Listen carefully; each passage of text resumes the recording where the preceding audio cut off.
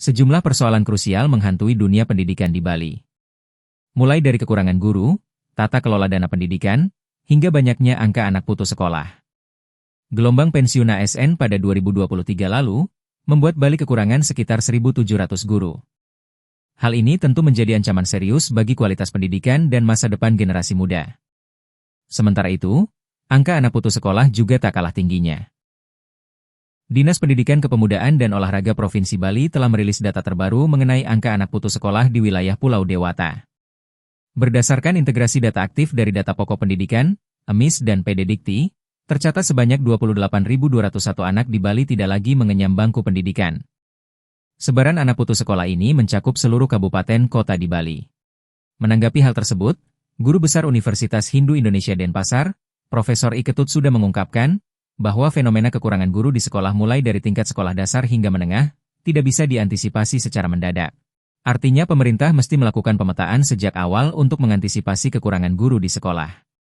Apabila di salah satu sekolah kekurangan guru misalnya, sehingga sudah dilakukan antisipasi sejak jauh-jauh hari. Lebih lanjut ia mengatakan, mencetak guru perlu waktu berjenjang. Terutama pada jabatan fungsional guru, seperti ahli pertama, ahli muda, ahli madya dan ahli utama, yang memerlukan waktu untuk jenjang karir. Sehingga apapun konteksnya dalam perekrutan tenaga pendidik harus benar-benar dipersiapkan dengan baik. Baik, terkait fenomena kekurangan guru di sekolah, mulai dari sekolah dasar sampai sekolah menengah ya, itu sebenarnya kan tidak bisa diatasi secara ujuk-ujuk gitu. Artinya apa?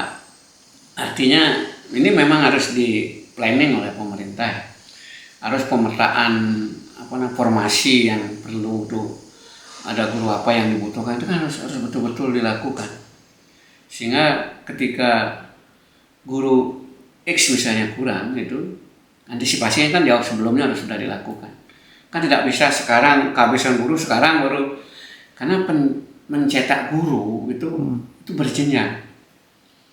Terutama di jabatan fungsional guru itu kan mulai dari ahli pratama, ahli muda, ahli madya, ahli utama, itu kan memerlukan waktu itu, penjenjangan karier. Sehingga apapun dalam konteks pengadaan atau rekrutmen tenaga pendidik itu harus di planning betul-betul menurut saya. Itu dan kira. Di sisi lain, ia turut menyoroti tingginya angka anak putus sekolah di Bali. Menurutnya sektor pariwisata sudah sejak lama ditetapkan sebagai sektor unggulan pembangunan di Bali. Sehingga kondisi ini sangat riskan terdampak oleh isu-isu internasional. Ketika sektor pariwisata terpukul, maka masyarakat yang mengandalkan penghasilan dari pariwisata otomatis akan ikut terdampak. Situasi ini akan berpengaruh terhadap biaya pendidikan anak-anak. Oleh karena itu, ia berharap agar pemerintah bisa menyeimbangkan leading sektor pembangunan Bali ke depan. Sektor pertanian, pariwisata dan industri mestinya bisa diseimbangkan. Ketika pariwisata terpukul, otomatis masyarakat yang notabene mengandalkan penghasilannya dari situ akan kelabakan kan. Ini kan berpengaruh juga pada pembiayaan pendidikan anak-anak. Sehingga daripada memaksa diri gitu kan, sementara dihentikanlah. Itu pilihan-pilihan yang memang tidak bisa dihindari. Oleh karena itu, saya kira pemerintah juga dalam konteks ini harus menyeimbangkan penekanan leading sektor pembangunan Bali gitu kan. Ke depan itu harus dibuat berimbang. Pertanian, pariwisata dan industri gitu. Kalau industri ini kan statusnya sebagai penunjang pariwisata.